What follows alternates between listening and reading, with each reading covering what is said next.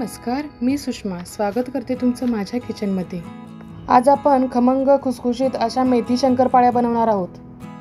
तुम्ही नेहमीच्या खाऱ्या शंकरपाळ्या खाल्ल्याच असतील, परंतु अशा पद्धतीच्या शंकरपाळ्या नक्की खाऊन बघा, किती छान लागतात त्या। तोच नाश्ता करून कंटाळा आला असेल तर सकाळ किंवा संध्याकाळी कोणत्याही वेळेला या शंकरपाळ्या तुम्ही खाऊ शकता आणि प्रवासात न्यायला तर अतिशय उत्तम आहेत। आवाजावरून कळलं ना किती कुरकुरीत आणि खुसखुशीत आहेत या शंकरपाळ्या।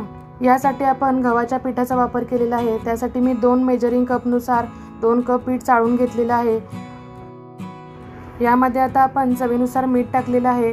मीठ थोडं जास्त टाकायचं कारण ह्या खारे शंकरपाळे आहेत। आता यामध्ये मी पांढरे तीळ टाकणार आहे।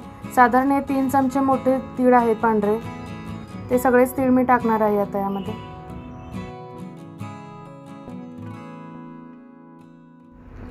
आता आपण यामध्ये अर्धा ते पाऊण चमचा हळद टाकणार आहोत। तुमच्या आवडीनुसार तुम्ही कमी जास्ती करू शकता। आता आपण यामध्ये अर्धा चमचा लाल तिखट टाकणार आहोत। ते फक्त कलरसाठी आहे आणि थोडंसं टेस्टसाठी पण लागतं, त्यामुळे छान कलरही येतो आणि थोडी छान टेस्टही लागते। लाल तिखट जर जास्त झालं तर ते खाताना घशामध्ये जळजळ होती थोडी, त्यामुळे कमीच टाकायचं। आता आपण यामध्ये 1 मोठा चमचा भरून ओवा घालणार आहोत। तो थोडा हातावरती चोळून टाकायचा, म्हणजे त्याचा वास जास्त फुलून येतो।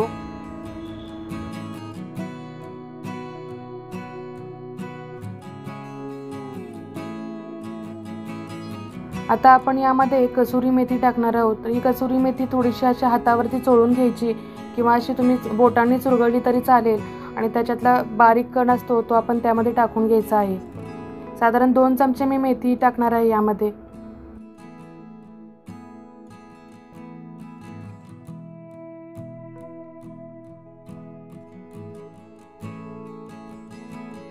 आता हे सर्व मसाले पिठाला चांगले चोळून घ्यायचे आहेत। आता आपण यामध्ये डालड्याचं मोहन टाकणार आहोत। तुम्ही तुपाचं किंवा तेलाचंही टाकू शकता। मी तर डालडा घेतलेला आहे। या मोठ्या पळीनं आपण 2 ते 3 चमचे टाकणार आहोत। डालड्यामुळे काय होतं, आपल्या शंकरपाळ्या अगदी खुसखुशीत होतात। जर तुम्ही तेल टाकलं तर त्या कुरकुरीत होतात शंकरपाळ्या। आता आपलं मोहन पूर्ण पिठाला चांगलं चोळून घ्यायचं आहे। प्रत्येक पिठाच्या कणाला ते मोहन लागलं पाहिजे, म्हणजे पीठ चांगलं छान खुसखुशीत होतं। आणि थंड पाणी घेऊन असं पीठ कडकच मळून घ्यायचं आहे, जसं आपण गव्हाची कडक कणिक मळतो त्या पद्धतीनं। आता आपलं पीठ मळून झालेलं आहे, तर थोडंसं आपण तेलाचा हात लावून घेऊया आणि 10 ते 15 मिनिटं पीठ भिजत ठेवूया। झाकून 15 ते 20 मिनिटं आपण तसंच ठेवणार आहोत। पीठ भिजवून साधारण अर्धा तास झालेला आहे, तर आपण शंकरपाळ्या करायला घेऊया। त्यासाठी पहिल्यांदा काय करायचं, पीठ चांगलं मर्दून घ्यायचं आणि त्याच्या आपण चपातीचे गोळे कसे करतो तसे गोळे करायचे आहेत। आपण इकडे शंकरपाळ्या तयार करतोय तोपर्यंत तेल तापत ठेवायचं आहे गॅसवरती। इथं मी तुम्हाला छोट्या पोळपाटावर दाखवत आहे, परंतु तुम्ही मोठ्या पाटावर वगैरे लाटलं तर ह्या शंकरपाळ्या चांगल्या पातळ लाटता येतात। ह्या शंकरपाळ्या अगदी पातळ लाटायच्या आणि पातळ लाटल्यामुळं अगदी खुसखुशीत होतात। तुम्हाला तेलावर लाटता येत असेल तर तेलावर लाटा, परंतु मी इथं पीठ टाकून चांगल्या पातळ लाटणार आहे। पीठ टाकल्यामुळं ते पीठ व्यवस्थित पुढं सरकतं आणि पातळ लाटायला येतं।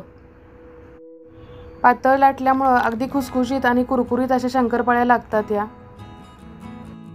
माझ्या रेसिपी तुम्हाला जर आवडत असतील तर माझ्या चॅनलला नक्की सबस्क्राईब करा आणि बेल आयकॉनला क्लिक करा, म्हणजे नोटिफिकेशन येत राहील आणि असेच पारंपरिक पदार्थ तुम्हाला पाहता येतील। माझे सर्व पदार्थ घरातील वस्तूंपासूनच बनवलेले असतात, विकत बऱ्यापैकी काही आणावं लागत नाही।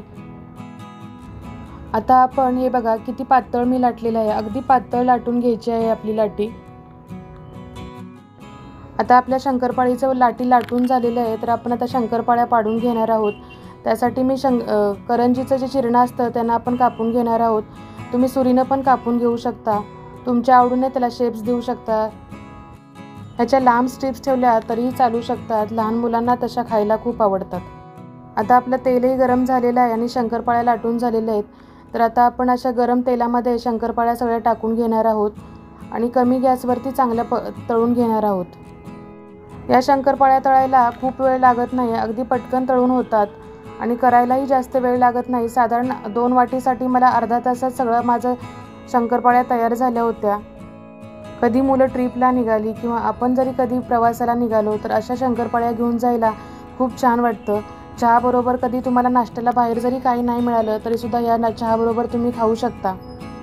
आणि या शंकरपाळ्या गव्हाच्या असल्यामुळं चवीलाही छान लागतात आणि कसुरी मेथीमुळं अतिशय छान टेस्ट येते याला. अशा लालसर झाल्यानंतर काढून घ्यायच्या आहेत आणि मी अशाच सगळ्या शंकरपाळ्या तळून घेणार आहे.